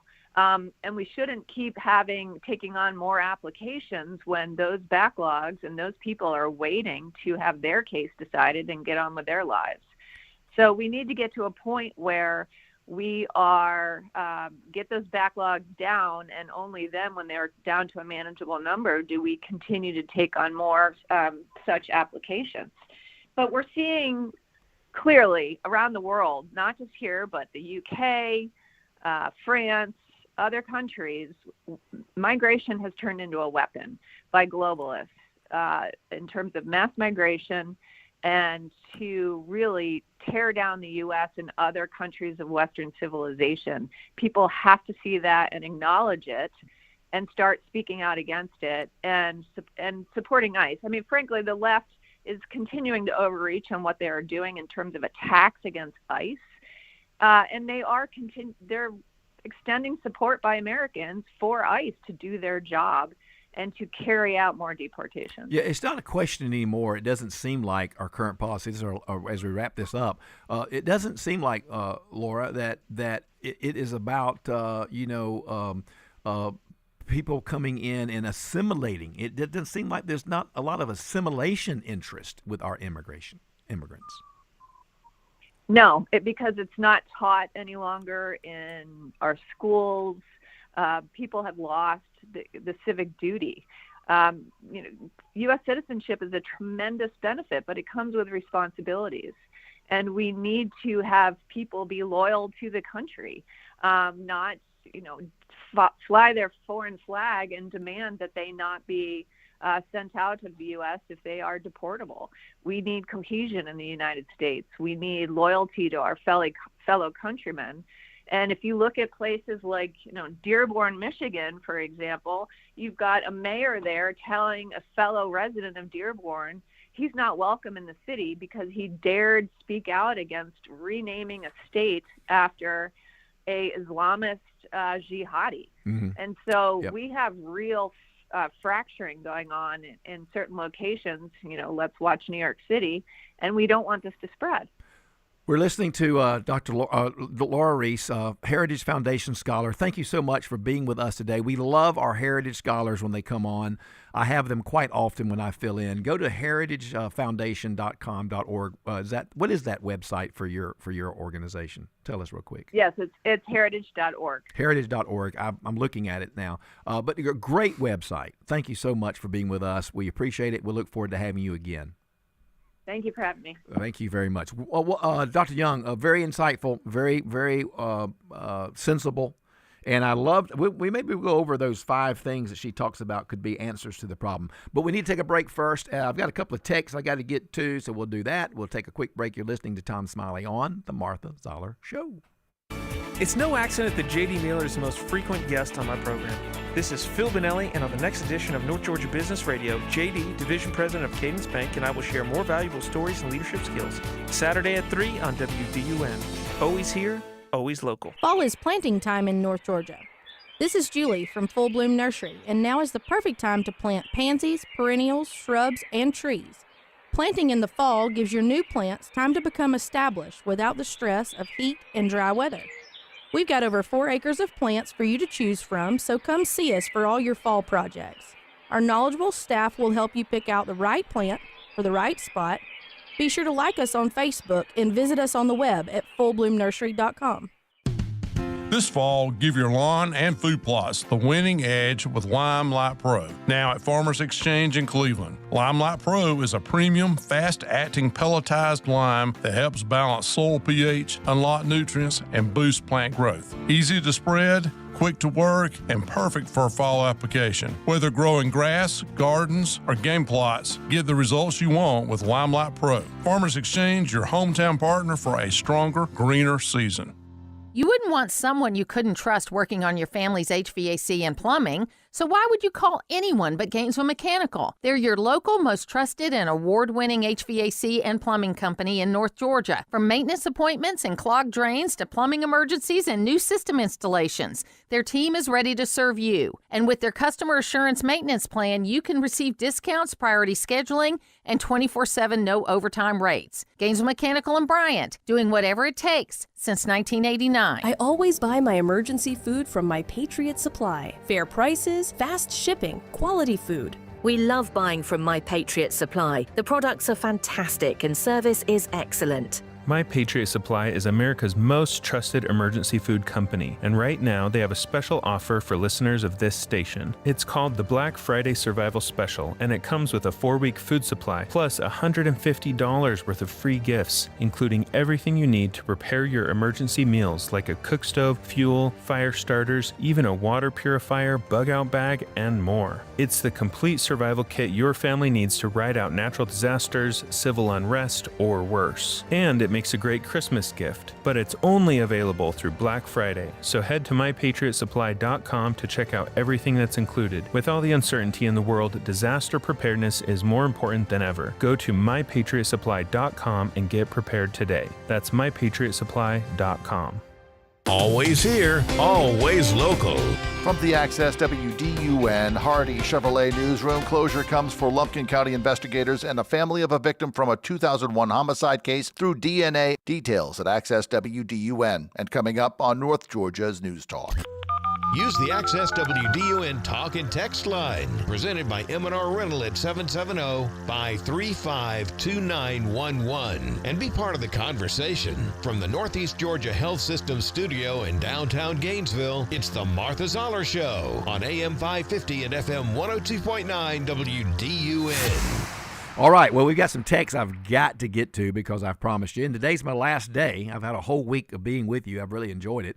I'll be back toward the latter days of the month. I think maybe a day or two before or after Thanksgiving.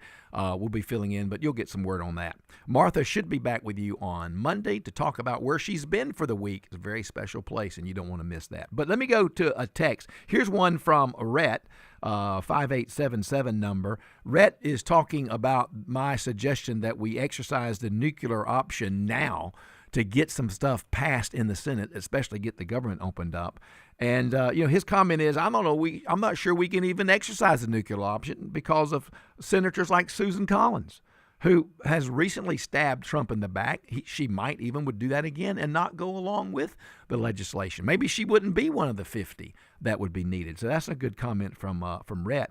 And then Todd over in Buford, 2855 number, Todd comments about the New York election. He just wonders out loud what percentage of New York City eligible voters participated. Do you remember that number? Do you remember what that was, Dr. I'm Young? sorry, I don't, but I know it was a very low turnout, not just on November 5th for the general election, but in the Democratic Party primary. It was an extremely low voter turnout. And what happens when you have a real low voter turnout on Election Day is the most fanatical partisans, typically ultra leftists or ultra rightists, they will absolutely be at the polls. And that is a big reason why Mandami was nominated in the first place. And from Lisa, you'll like this one, Dr. Young. Lisa in Gainesville, she says, I love when you have Dr. Young on. He's so smart. I could listen to him all day. And she said, when I get off work, I'm going to the bookstore to buy some of his books. Oh, bless your heart, Lisa. You're very, very kind. Thank you. And so tell us about, real quick, just a minute or two, tell us about how they could get your books. You don't have to go to the bookstore. The best way to get them would just be to go to Amazon or Barnes & Noble or any website that sells books. My first two novels are Deep in the Forest and Due South, D-U-E space South. They're both lighthearted. Deep in the Forest was good. I like that. Oh, thank you.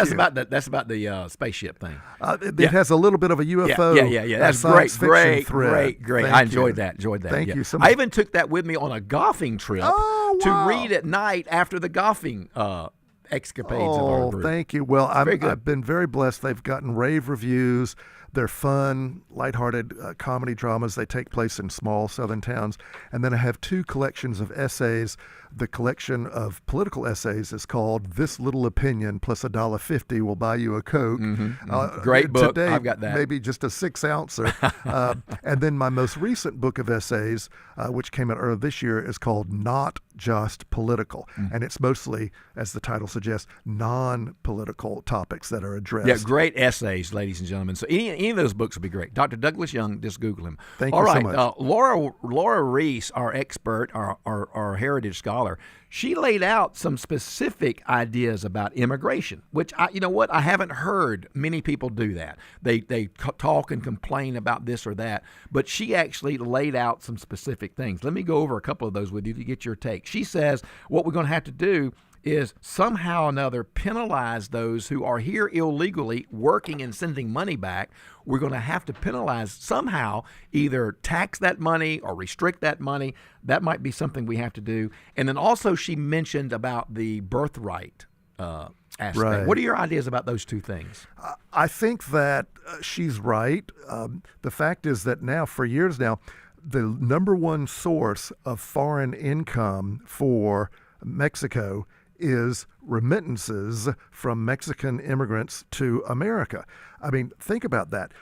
Mexico gets more money coming in from immigrants who have come to the United States than Mexico earns from foreign oil sales. Wow. And Mexico is a Amazing. big oil producer. Yes, I think that we probably should tax those remittances more.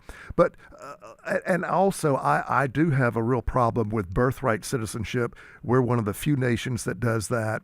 And we've long had a phenomenon whereby people can come to this country almost 9 months pregnant and download an American citizen. And then it makes it much, much more difficult. I mean, that baby cannot be deported. And who wants to deport the mother of that child? I know a Chinese friend of mine who sent his wife from China to, I think it was the Los Angeles area, to stay in a special home for people like his wife. So when she was very pregnant, late in the pregnancy, so that she would download an American citizen. Now, they moved back to China, and they're very sweet people, but if ever the situation in China gets too politically dicey or for whatever reason, that mother and child can move to America. Yeah. That's I don't think that's acting in good faith. Let me also say this, though, to be fair. I taught so many wonderful immigrants when I was at UNG Gainesville, and some of them were illegal aliens who had been brought here as young children or maybe even babies. Tom, they had no more of a foreign accent than you and I do. Yeah. And there are cases where some of these immigrants, they literally have graduated valedictorian from the high school class, but yet they don't legally qualify for any kind of aid to go to college. And I do think that they are in a special situation that deserves, I think they do deserve a break. It does deserve some more. It does deserve follow-up. Indeed, it does. I agree with that. Something needs to be done about that classification of individual. All right. Well, it's been a great week. I've enjoyed it so very much. Thank you, Dr. Young, for being with us today. Thank you. And I look forward to tonight, our big Longstreet Society meeting. But look, I'll be back with you later on in the month. I hope that you'll join Martha on Monday. I am Tom Smiley. It's been my privilege to fill in this week.